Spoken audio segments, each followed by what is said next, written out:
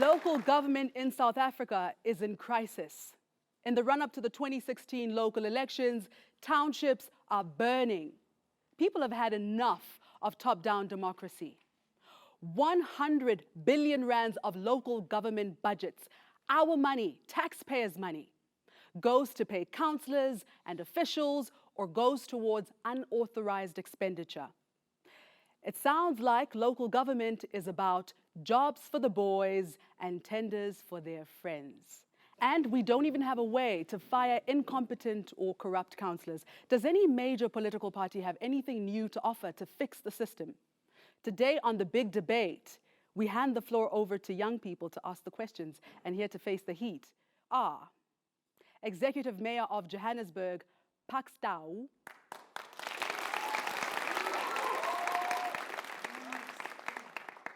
DA mayoral candidate for Johannesburg, Herman Mashaba. He also happens to be a well-known businessman who founded Black Like Me. Deputy President of the Economic Freedom Fighters, Floyd Shivambu.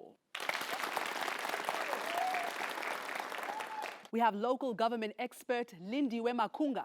We also have the former chair of the Independent Electoral Commission, Brigalia Bam. And finally, Zamandlovu Ndlovu from Livity, Africa. And our audience is packed full of young people. Welcome to you all. Thank you so much for coming.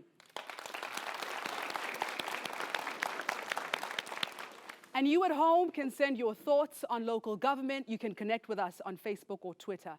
But first, let's start off with a show of hands.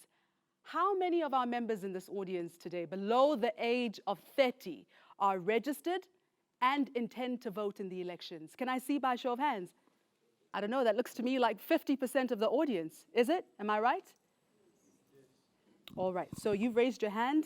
So tell me why you're voting for the party that you are voting for.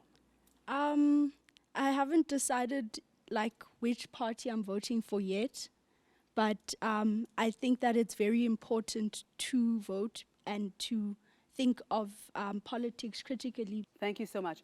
I was saying, I hope by the end of the show that at least maybe you'll be closer to knowing who you will be casting your vote for. Yeah. I'll find out from you later. Thank you so much. And who's not voting? Who's not registered? You are not, sir.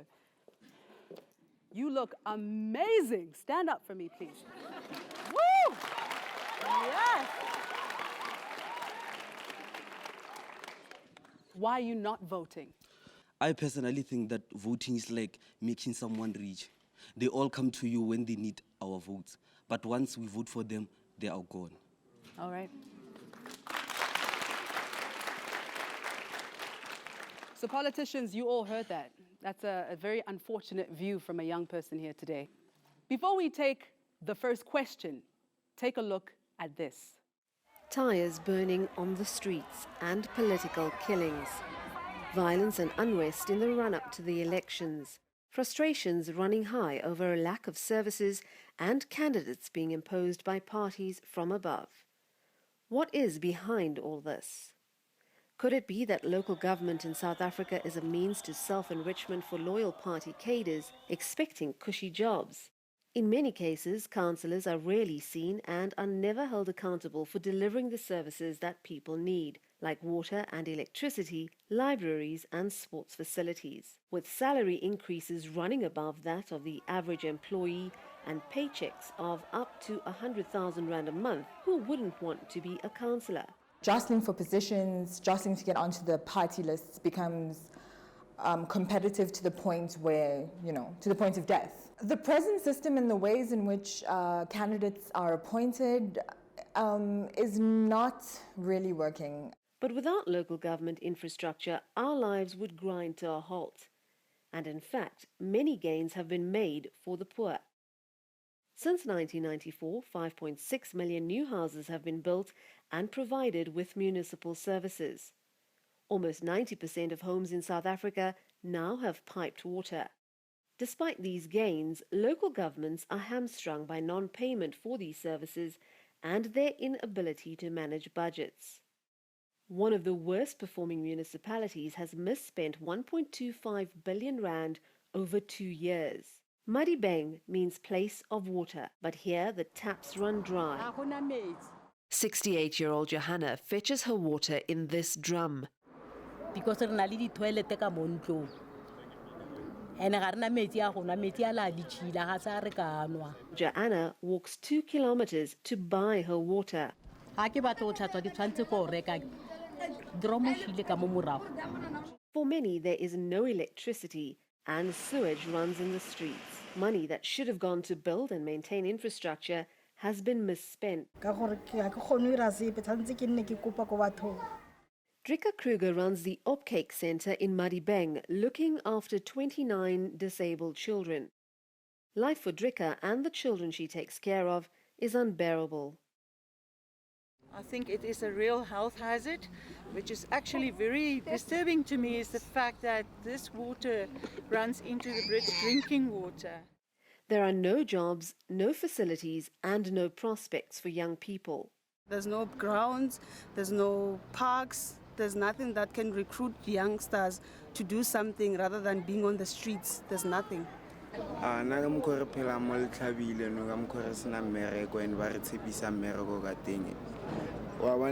government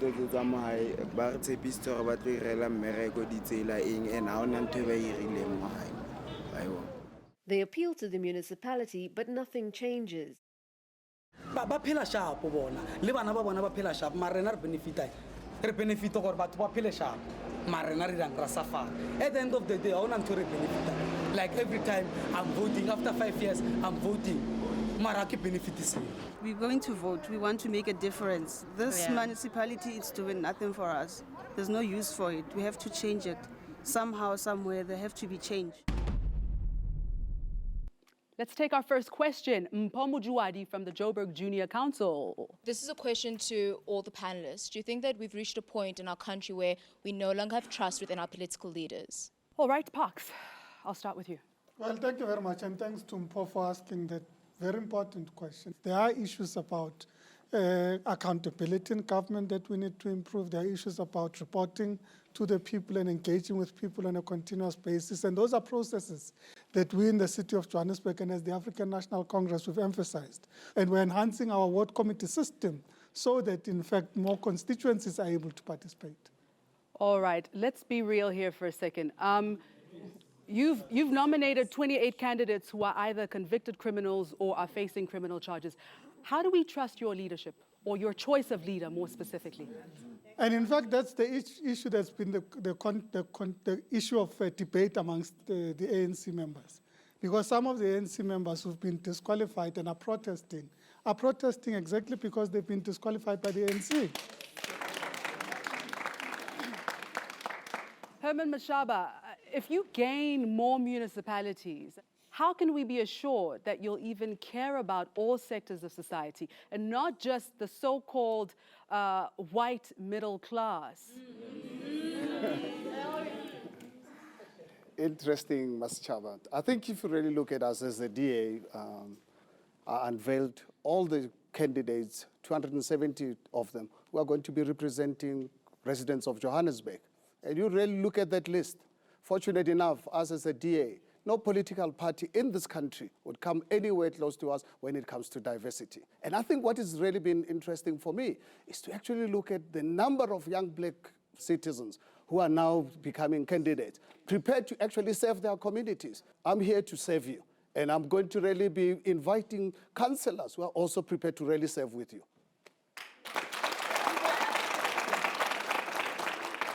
On the issue of trust, Floyd, there have been so many politicians, currently even, who've got all sorts of allegations of corruption hanging over their heads. Your commander-in-chief included, who's recently had to fight allegations of corruption. There's been the case from SARS where he's been accused of not paying his taxes, and the talk of him having benefited when he was at the ANC Youth League.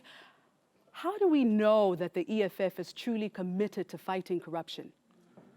Look, let's deal with factual issues first. The IEC closed the correction of names for candidates on the 20th of June. And all those 28 criminals who were submitted by the ANC were not substituted. They're still there. It's a matter of fact, so parts must not lie. So it's one of the things. And where do they get that? They get that from their own president, who must report to the next police station to be charged for 700 charges of corruption because he's a corrupt person. Now, as it relates to the commander-in-chief of the EFF, every time the charges were brought against him, he said, please expedite the prosecution process. Give me the court date, I'll appear. He appeared in court, and the court said that the NPA doesn't have a case against the commander-in-chief. And one thing that we must take note of is that since the registration and participation of the EFF in politics, young people got to be much more involved and more interested in politics. It is so. That is what we do. That is what we represent.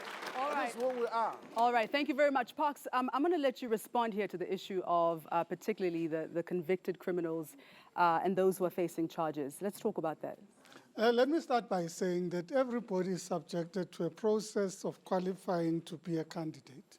Where there are allegations made against people, we need to investigate and determine that, in fact, these people who qualify in terms of the law and those that are disqualified automatically. But let me answer a question an issue that was raised in the introductory clip that says that there are no mechanisms of holding councillors accountable and dismissing. I can tell you in the city of Johannesburg, we've actually dismissed an ANC councillor for misconduct. So I'm saying that, in fact, as the ANC, we ourselves have taken action against our own councillor.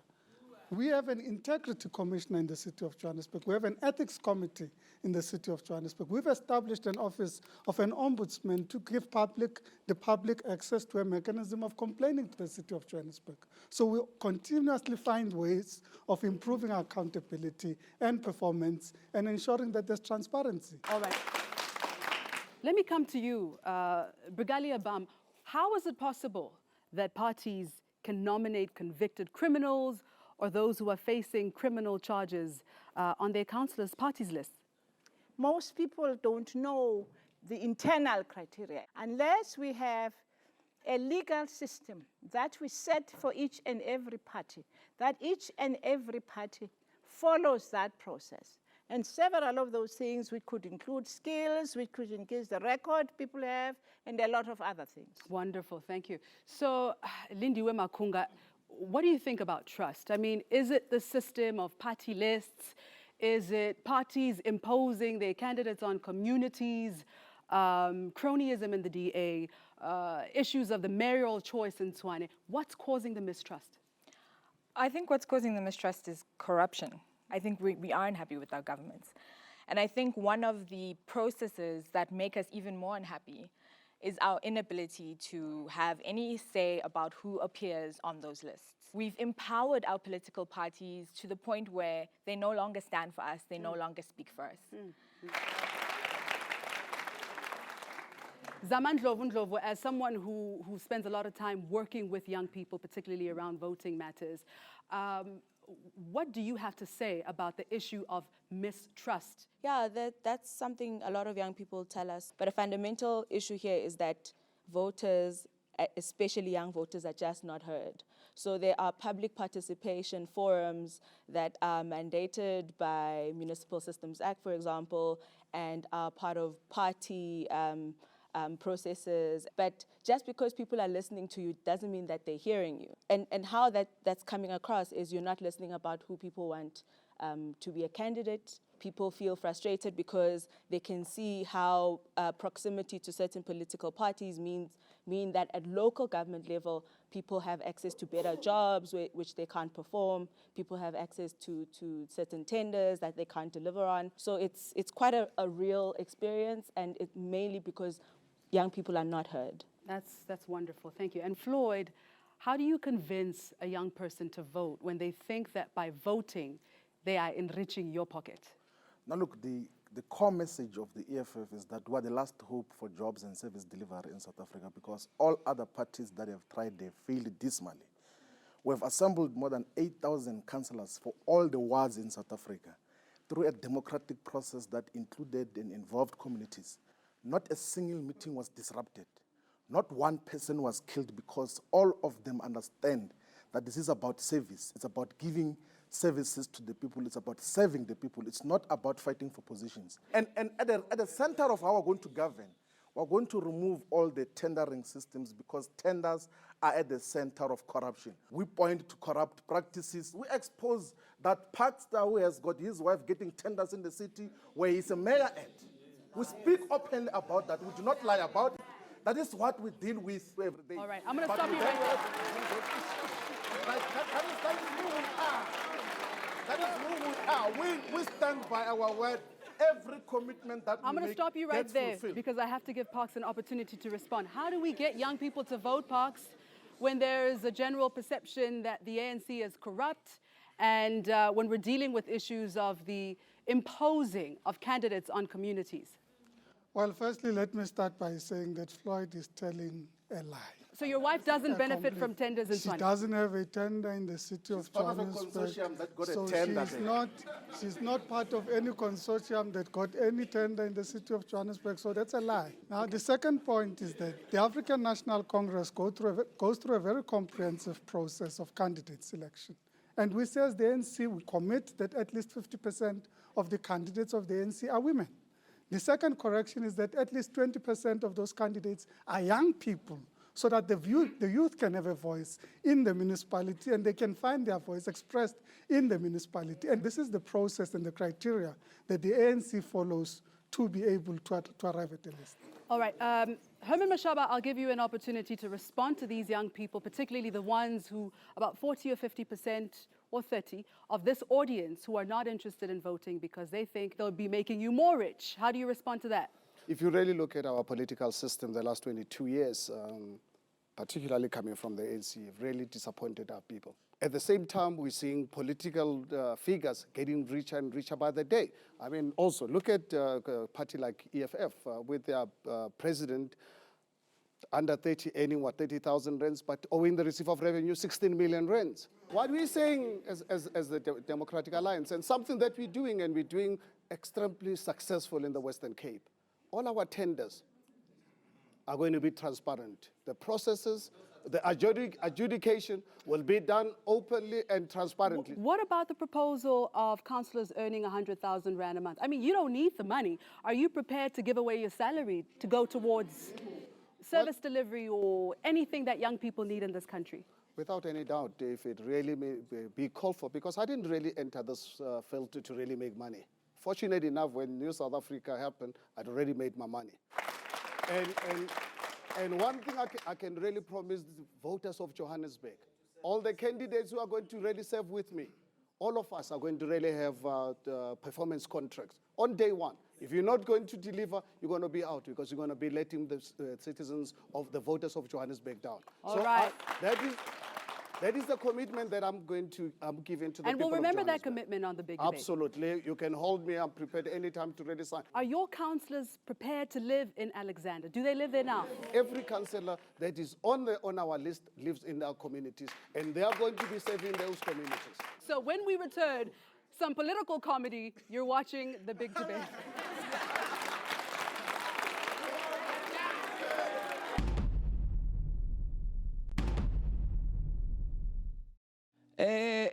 Hello, everybody. Ni right? I feel like we don't believe anything our people here are saying. Nothing. It's the same song, ne? I feel like it's the same song.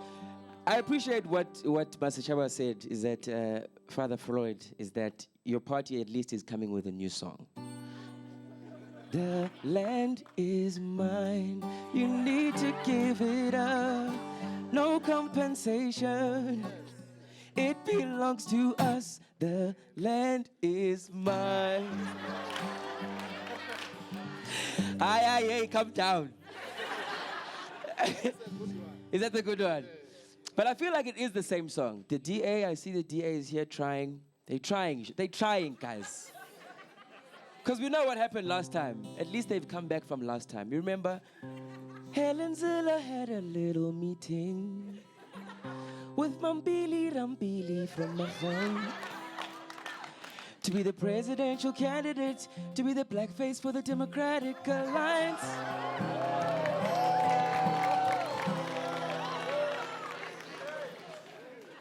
Because the thing about South Africa, it matters if you black or white.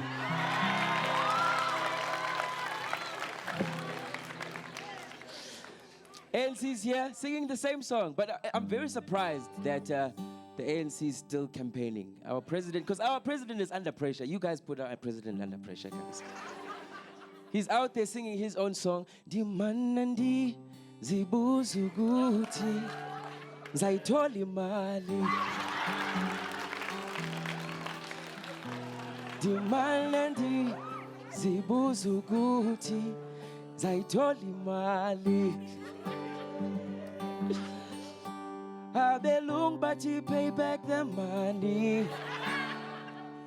Nalom sunu waklo my money.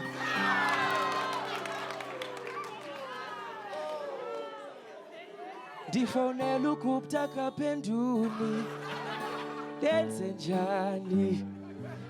So it's the same script, same song. And I think I'm not gonna use too much time because I want more young people to speak here. But I believe that this is what I believe that the elections look like. And I appreciate my brother Best Dressed here. Can we give another round of applause to brother Best Dressed? Because brother Best Dressed said it's the same thing. I feel like when elections come, everybody who's over 18 is like the hot girl at the bar. And all the political parties is that guy just trying to get the number. You know that guy? That guy who just comes up to the girl, Eta, hello, Sissy. You know that guy. All the political parties are this guy. Hello, Sissy. First of all, is that right, girls? The name C. ANC. Let's tell RTP houses up on me. RTP houses. That's what it feels like, huh? It feels like, because even the parties that don't have money to buy you a drink, they're trying, they're like, they get the Eta, hello, Sissy. The name's Cope.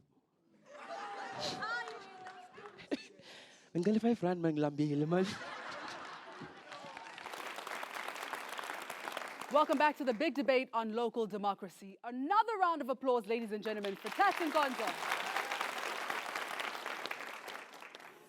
All right, so let's go back to our young audience to ask their questions.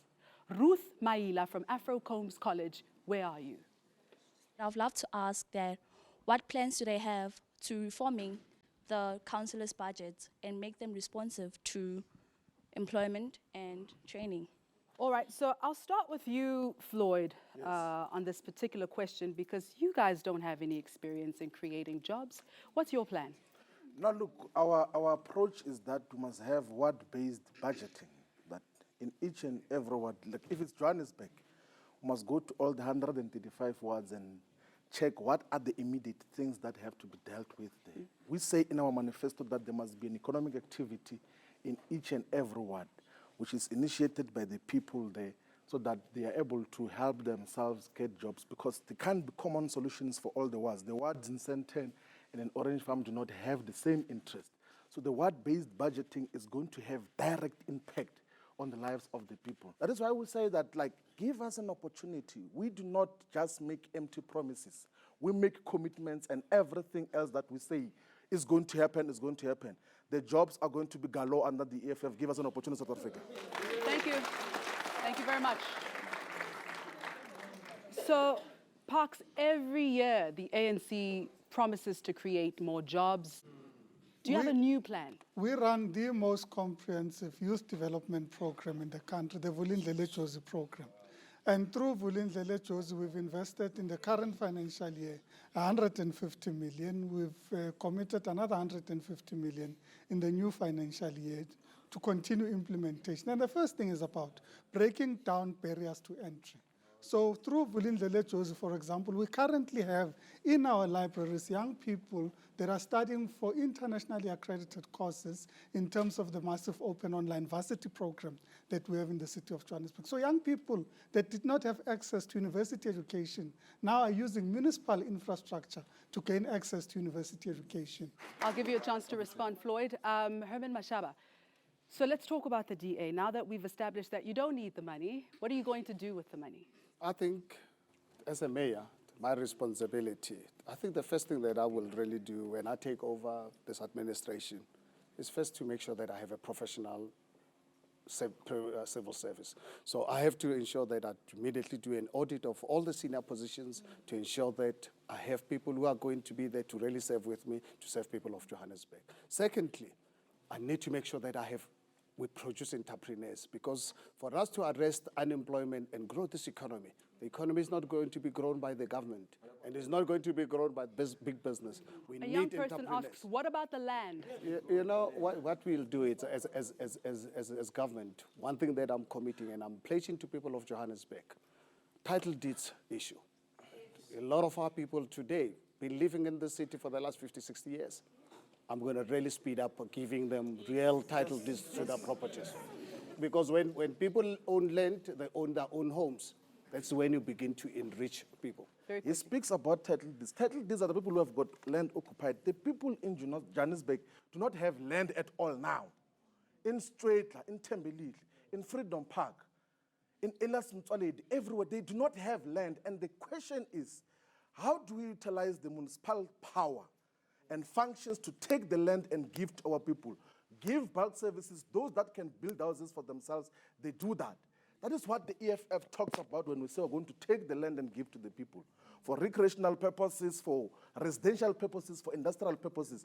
That is a progressive agenda that we talk about. Thank you very much.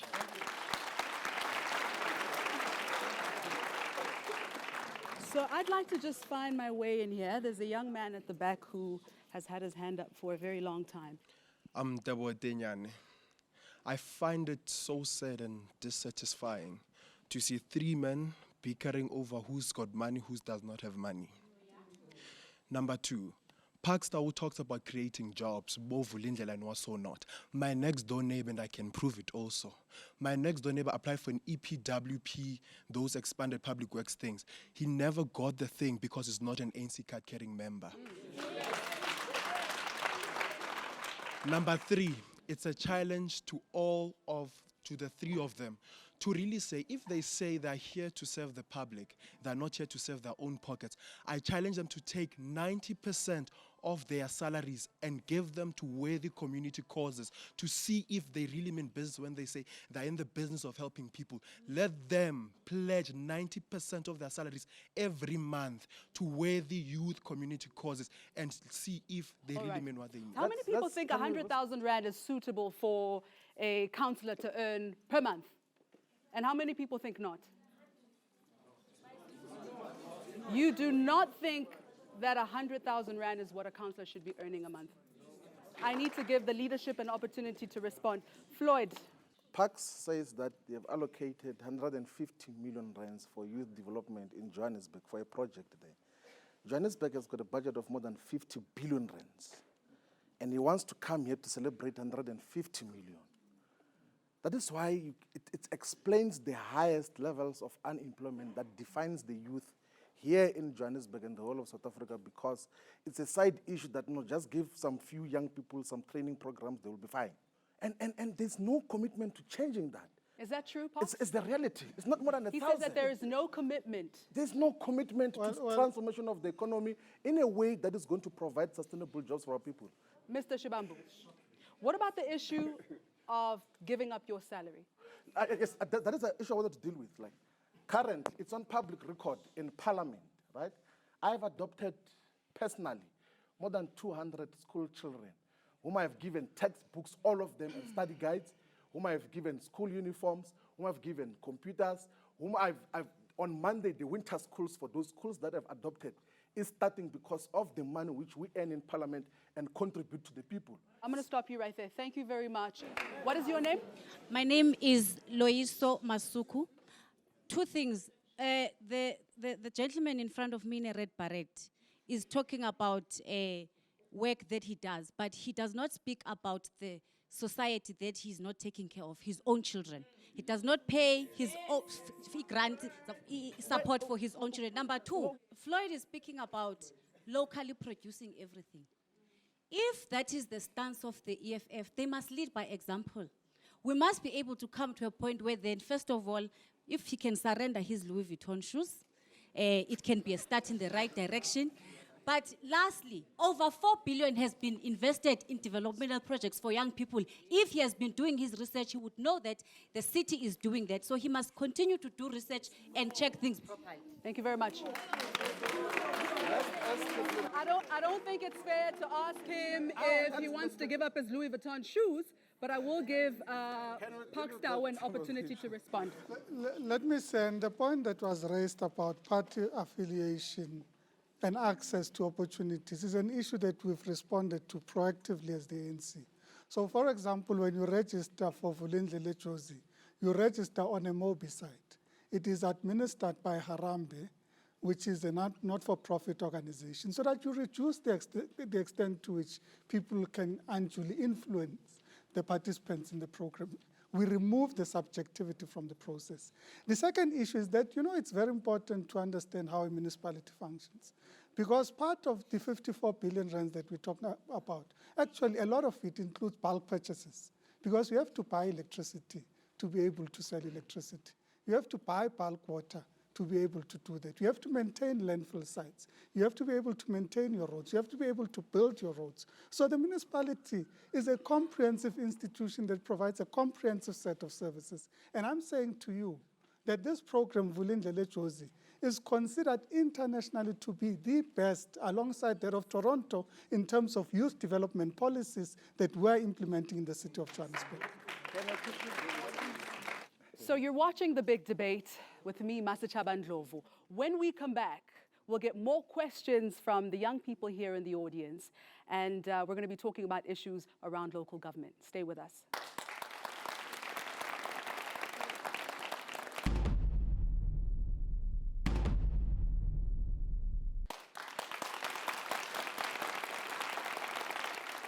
Welcome back to The Big Debate on local democracy, local elections. We're here in Johannesburg with Pakstow of the ANC, Herman Mashaba of the DA, and Floyd Shivambu of the EFF. Let's get on with the questions from young people. My name is Zinta Michael, and I have a question for Herman Mashaba. Mr. Mashaba, race and poverty in South Africa cannot be separated. Now, you've accused the poor of being lazy and relying on governmental grants. You've also suggested that the poor do not participate in the economy because they do not pay taxes, which is untrue. You've also refused to identify as black. What makes you think that the poor black population of Joburg will want to vote for a mayor who continually shames them and does not like the color of his skin? Well, in fact, I really needed to respond to the issue of your lack of young blackness. lady who is actually being given totally wrong information, and he uses it in a public platform. He does not really know who I am. You know, I spend millions of my money every year for the last 17 years. There's a foundation called the Phil Ben Foundation of young kids, 6,000 of them for the last 17 years. Spend millions every year.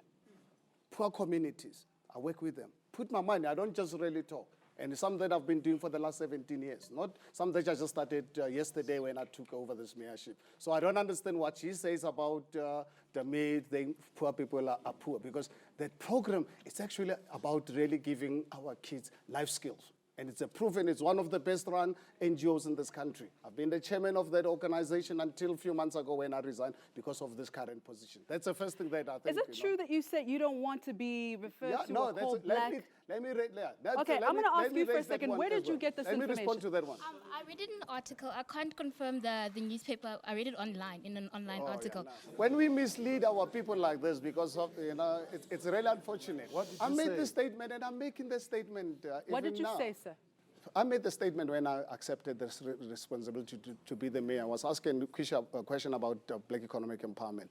I said one thing that I really, really detest with this black economic empowerment today is for me to really get, on a daily basis, on a regular basis, getting commissioners of oath to sign that I'm a black person. I said, it's unfair. I think I don't really need to really a commission of oath to confirm that I'm a black person. The issue regarding that you can't really trust the poor people. I think, what nonsense is this? Yeah, my name is Tumelo, and I think in the midst of this eyes, we are losing the focus. The question that was asked at the beginning was the mistrust on politicians. Now, the mistrust on the politicians, it's because of the revolutionary gains that were deferred. Parks' forces evicted people from Stwetla in the midst of this winter, when a month before, he electrified the very same shacks, spending millions of money to later evict them. I'm going to take some more independent young people to comment on the matter, but we need to address this very seriously, Parks, because there are people who are poor who are being evicted in the middle of winter. Yeah. Why do you evict poor people in winter? Why do you evict them at all? What are the solutions around this issue? We are preventing land invasion by a particular party that's initiated in Stwetla. We are the ones that went to electrify Stwetla to ensure that the people of Stwetla, even as they live in an informal settlement, are able to gain access to electricity. But you cannot have a situation where a political party simply wakes up, goes and invades land, and decides that that's the way in which you're going to reclaim land. All right, we've got to stop it right there. You want to give context very briefly, Floyd? Do you know, we have not invaded Stwetla. Stwetla has been there since 1994. It has been a settlement of people, poor people.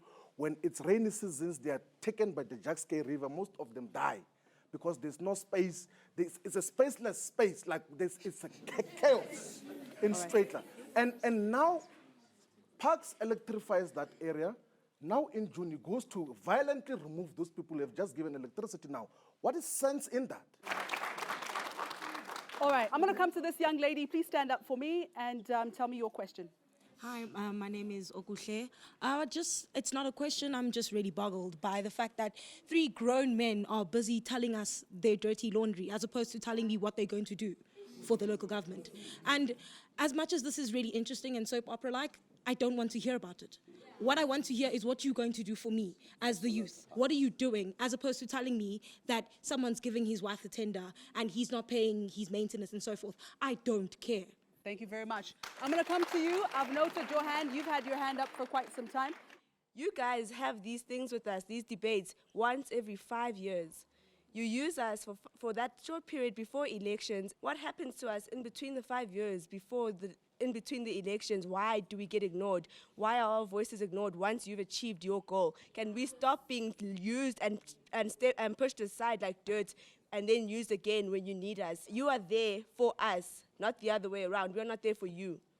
So let's be fair and let's be balanced, perhaps. I understand the frustration, but we can't say nothing has happened. What is your name? Finally, my name is Alice. And I want to say something to the ANC. And the thing is, ANC is like a absent father to some of us. You guys have been there for quite a long time. And here I am still without no shoes, waiting for you guys to buy me shoes to go to school. Do you understand? Still fighting for fees must fall and stuff like that. All right, thank you so much for that question. So how do we even begin to bridge this gap, Lindiwe? Young people are clearly very, very disgruntled. I think we forget that elections are not only about choosing representatives. They're also about accountability, and they're one of the most important ways to keep politicians accountable. So I don't think we should underestimate the power of voting and also taking back a certain amount of power that has been given to politicians that now we as South Africans need to own. All right. And Zamandlovu, what do you think it's going to take to develop the trust that young people should and will hopefully one day have in our country, in our government? I think if we want young people to trust our systems, we have to make them trustworthy. So that's what we need to develop. All of us, not just parties, but also civil society, media, all of us need to build a society where we're actually listening to young people, make ourselves trustworthy, and then they'll start to trust the system and become part of it. All right, thank you very much. When we return, we find out if any young people have changed their vote during the show, or even if they've decided to vote, and we get some final words from our panel. This is The Big Debate.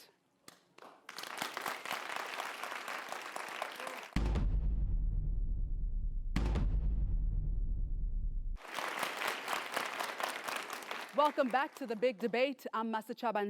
We're talking about local government, and we're asking whether any political party has anything new to offer to fix the rot. What do you think? And here in the studio, who's changed their viewpoint on whether they're going to vote or who to vote for? Let's hear from you. Before I came into this room, I was a very proud ANC member. And I won't lie, I still am. But from what I've heard from DA, from EFF, it was so convincing. And they made us truly believe that maybe they can offer us something differently. But what I want to know is that, just a flashback, is that you remember the Fees Must Fall campaign?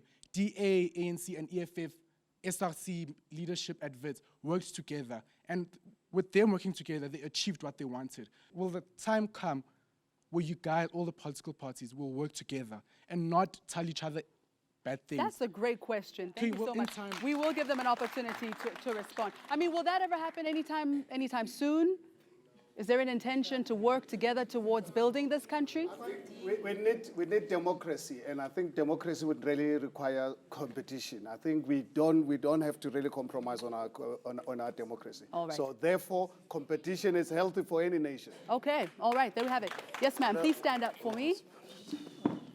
I just want to say, to some extent, we don't acknowledge the positive things. We are very negative and oblivious to some achievements. Small things like your Rea Vaya, your Gautrain, exactly. And all this negativity exacerbates all the tension in this room. I just feel like, to some extent, acknowledge positivity, but still carry on and demand what you want to demand, but be positive in some way. Thank you. Thank you very much for that.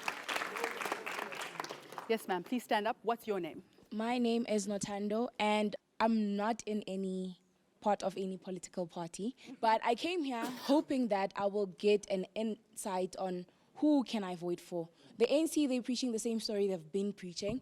The DA and the EFF, they're preaching the same thing that the ANC is preaching with a bit of spice. We have one problem that we all have one goal of solving, but you guys are bickering one another instead of like giving us solutions that are actually gonna work. Awesome. Thank you. Thank you very much. I did sort of have an idea of who I was going to vote for when I came here. I don't really want to say if that's okay, but I think I've left with a solution. I don't think any of these leaders have really answered any of our questions. They've beat around the bush. What the solution really should have been was for them to come here and ask us, what do you need? How can we serve you? And on that note, I feel like there's so much energy among the young people in this room. We can work together ourselves and create opportunities and propose things to government, create our own political party if we need to, and contest these elections. You're watching The Big Debate. You can also leave your comments on our Facebook page and on Twitter. When we return, some final comments from our panel.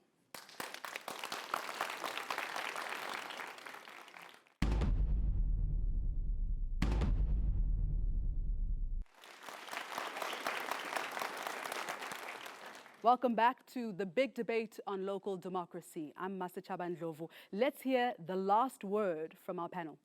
I'll start with you. Lindiwe Makunga.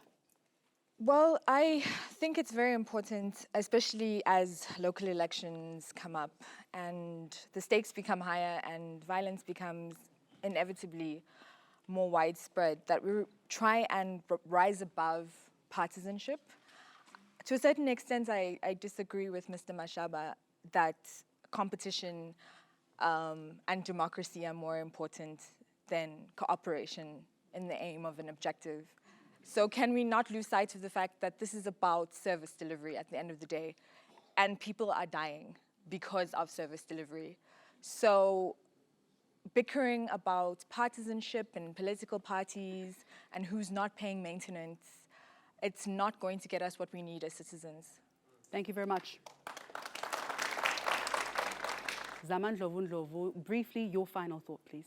I also want to go on this point about cooperative governance, which is a founding principle in how we as a nation see local government governance happening. The other part is that in cooperative government, in governance, citizens are fundamental because we are supposed to believe as a nation that people who are experiencing the problems also have real insight into the solutions. And I'm hoping that after this storm, they remember that this is about all of us and not them showing off about how well they do, but all of us doing this together. Thank you.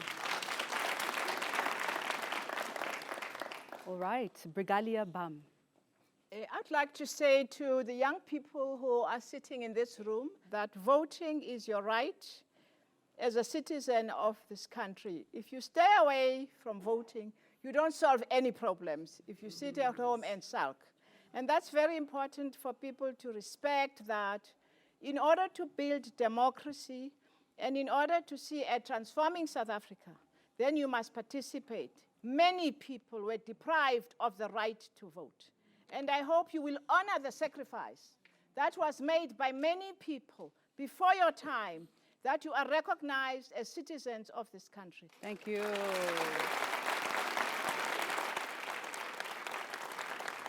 Herman Mashaba. My closing remarks, our economy, for it to grow, we need small businesses. Because small businesses are the ones that are going to really provide those opportunities to really give our young people the opportunity. I'm saying, South Africa, people of Johannesburg, let us ensure that going forward, let's put in a mayor that is going to be there to ensure that we drive small businesses in our communities so that they give our people opportunities to work. Well, thank you. I live here with a clear message from young people that they want their voice to be heard, that they want to participate a lot. But clearly we need to expand the mechanisms of engaging with young people and talking to young people. The second issue is about youth development. We would want to encourage young people to continue registering on our MOBI site for Vulindlele Choices so that we can prepare young people to be able to access these opportunities. Thank you. Floyd Shivambu. No, thank you very much. You know, South Africa faces the biggest crisis of unemployment, of joblessness, of poverty. And we're saying let us take a decisive change and we implement programs that are going to deal with the historical question, but deals also with the current underdevelopment. We do not have problems with coalitions. We were going to have coalitions after the local government elections, but unfortunately we can't do that because we're going to win majority of the municipalities, and then the rest are going to be opposition. Well, young people seem to know what they need, and they are not apolitical. They're just frustrated by a system of local government which doesn't always work for them. Can we transform the system to be responsive to young people? You decide. And thank you for watching The Big Debate.